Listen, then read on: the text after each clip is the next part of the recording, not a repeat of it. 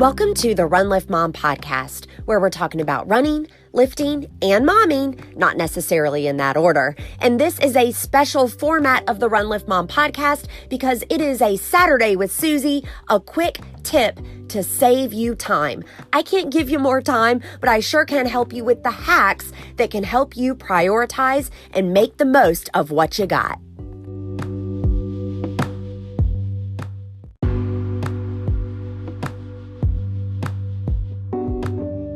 Welcome to a Saturday with Susie episode of Run Lift Mom. This topic has been requested by many, and I'm finally doing it for you. Let's talk about treadmill running. As many of you know, I'm in a season of life that just doesn't allow me to get outdoors for my running. Yet, I still want to train for marathons and ultra marathons, so the treadmill it is. I currently have 4-year-old triplets and a kindergartner. When I get up in the morning, even though it's at 4 a.m., my husband's already gone for work. So that means it's either a treadmill run or I try to fit it into my day somehow, and I've learned from experience that's just not going to happen.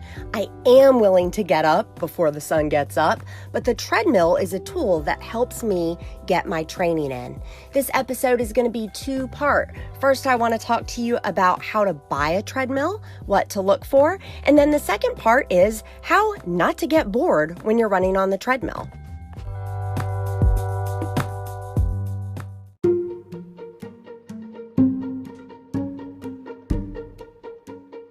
Let's talk buying a treadmill. Now, you've got a few different options here. You can either buy directly from the manufacturer, i.e. buy that Peloton treadmill from Peloton. You can go through a traditional third party, i.e. Sears or Amazon, or from a fitness equipment company that carries refurbished treadmills. So be aware if you go through a fitness equipment company, the frame is typically the part that is used, but refurbished means that the motor, the belt, like all the innards are going to be brand new. I actually worked for, a decade ago, a fitness equipment company, so I not only have experience with this process from the consumer end, but also by trade. So when we went to buy our treadmill, here are the brands that we looked into: Life Fitness, Soul, and Nordic Track.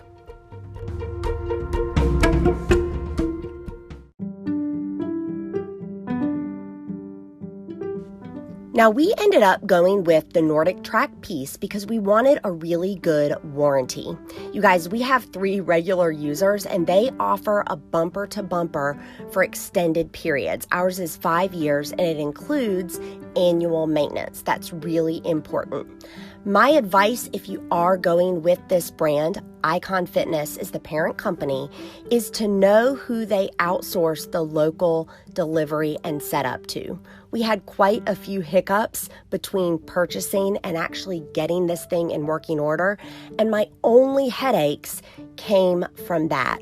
I believe if you've got a good local person that is going to set it up, and yours is going to be different than mine, that this is a really great brand to look into. It occurs to me, though, that no matter what brand you're looking at, there are a few things that you're going to want to look into. So let's talk about those things.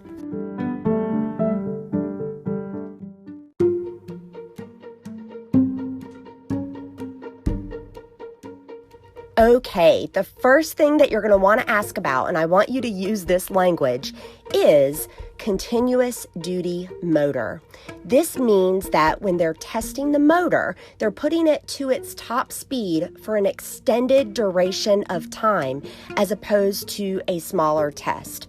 Spoiler alert, a continuous duty motor is going to cost more, but it is also going to preserve the integrity of the speed on your machine. When you jack that thing up to a 7.5, you know that you are doing an 8-minute mile. So that's really important. Ask about continuous duty motor. Number 2, you want a box frame versus a T-frame. So think about that treadmill deck. If you were to chop it off at the back, a box frame is going to look like a rectangle, okay? So it's a box versus 2 structures on each side of the deck, like parallel lines. A box frame is going to mean that it's more sturdy. obviously, the metal part is the box. That's really important as well. So continuous duty motor, and to make sure that it has a box frame as opposed to a T-frame. Other considerations for you. I want you to think about who is using it. As an example, in our household, we've got 3 regular users. So that dictated some of the features that we looked for.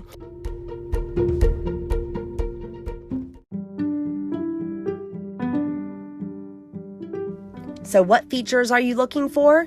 It depends on who's using the unit. As an example, I like a hard deck. It feels like running outside to me, and keep in mind, I'm doing a lot of my marathon and ultramarathon training indoors, so it's really important for me to get as close to the terrain as I possibly can, and a harder deck really helps with that. My husband, on the other hand, who has years of jumping out of helicopters and does not want to do any more damage to his joints, he wants a softer deck, as well as some of the other users are up there in age. They want a softer deck for protecting their joints. Nordic Trek has a flex deck.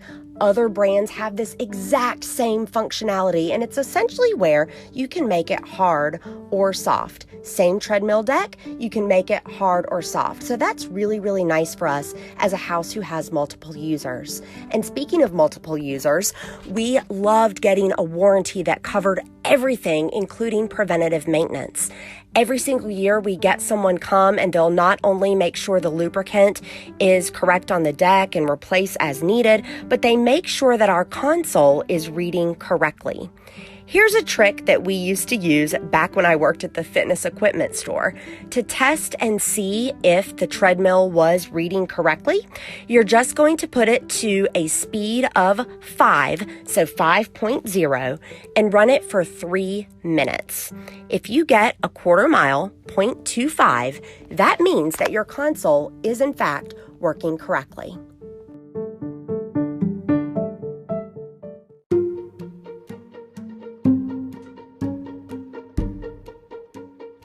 All right, and now we're on to part 2. How do you stay disciplined and motivated when you've got a treadmill and real talk you think it's boring?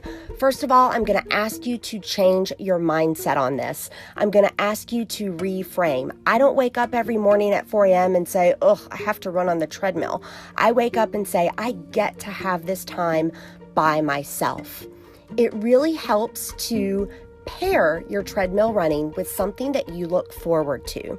So for me, I like watching adult television. Give me all the Netflix, give me all the Hulu, all the things that I can't watch in front of my 4 and 6-year-olds.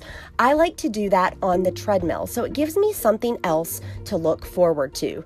Maybe you've got a podcast like this one that you save just for the treadmill. You can only listen to it when you're on the treadmill. That's another really good idea.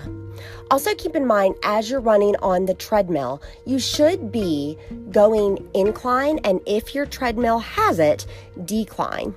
While you can't necessarily mimic the lateral movement in a train for terrain perspective, you know that when you're running outside, the road isn't necessarily flat at the same grade, no hills at all the time.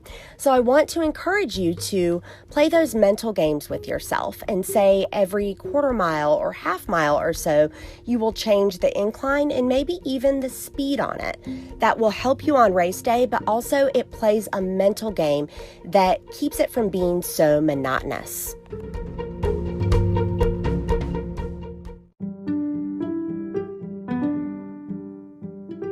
Let's take it back to the tech for a second.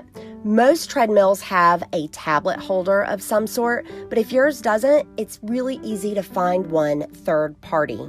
I want you to dig even deeper if the shows and the music and the podcasts aren't good enough for you, and consider an app like Peloton. You don't need a Peloton treadmill to take advantage of the on-demand classes that offer instructors who are going to talk you through the run.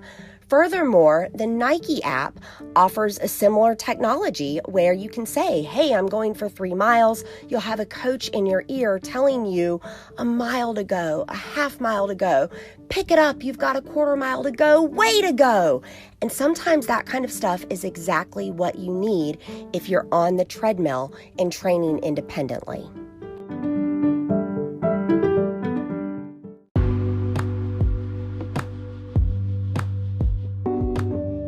Okay, so I hope that's been helpful for you. 1, to know what to look for as you're shopping for a treadmill, and then 2, to paint a picture of what it's going to be like once you actually get that piece from a discipline perspective.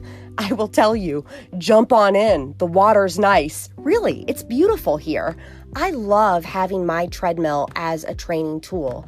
Do I think it's going to be my primary training piece for years to come? No, there are different seasons of life, and I'm just in one that requires the treadmill. If you are in one that requires one as well, I hope that this has been helpful for you. And until I get into your earpiece again, remember, for while bodily training is of some value, godliness is of value in every way, as it holds promise for the present life and also for the life to come. That's from 1 Timothy 4:8, and this has been the Run Lift Mom podcast. Hey, Run Lift Mom listeners, you know I'm the mom of 4 kids under age 5, and therefore I am always looking for ways to work smart, not hard. Anchor is the smartest way to make a podcast. Let me tell you why. First of all, there are creation tools that allow you to record and edit your podcast right from your phone or computer, but Anchor will also distribute your podcast for you, so then it can be heard on places like Spotify, Apple Podcasts, and a whole lot more. You can make money from your podcast with no minimum listenership. It is quite literally everything you need all in one place. And y'all, it's free. So download the free Anchor app or go to anchor.fm to get started.